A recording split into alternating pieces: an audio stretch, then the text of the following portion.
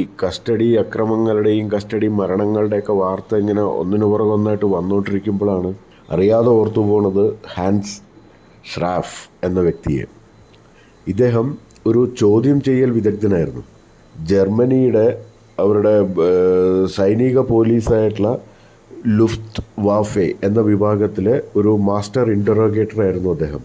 അതായത് ചോദ്യം ചെയ്യൽ വിദഗ്ധൻ. പുള്ളി ഇതേപോലത്തെ ഈ മൂന്നാം മുറ തരികിട പരിപാടികളൊന്നുമില്ല.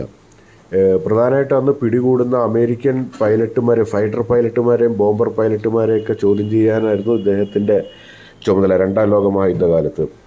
അതുകൂടാതെ മറ്റു രാജ്യങ്ങളിൽ നിന്ന് പിടിക്കുന്നവരെ ചോദ്യം ചെയ്യാനുള്ള ഉദ്യോഗസ്ഥന്മാർക്ക് ഇദ്ദേഹം സഹായങ്ങളും കൊടുത്തിട്ടുണ്ട്. ഇങ്ങേരുടെ പരിപാടി എന്താണെന്ന് വെച്ച് കഴിഞ്ഞാൽ ഈ പിടികൂടുന്നവരുടെ ഒപ്പം ഇരുന്ന് ബിയർ കുടിച്ചും ചായ കുടിച്ചും അവരോടൊപ്പം വൈകിട്ട് വേറെ കാവലൊന്നും ഇല്ലാണ്ട് നടക്കാനിറങ്ങിയും അവരോടൊപ്പം ഭക്ഷണം പാചകം ചെയ്ത് കഴിച്ചും ചീട്ട് കളിച്ചും ഒക്കെയാണ് ചോദ്യം ചെയ്തിരുന്നത്. രസം എന്താണെന്ന് വെച്ച് കഴിഞ്ഞിട്ടുണ്ടെങ്കിൽ ഈ ഇദ്ദേഹത്തിൻ്റെ ഈ ഒരു നാക്ക്, ഈ ഒരു സമീപനം ഏതാണ്ട് 98% ഫലവത്തായിരുന്നു എന്നുള്ളതാണ്.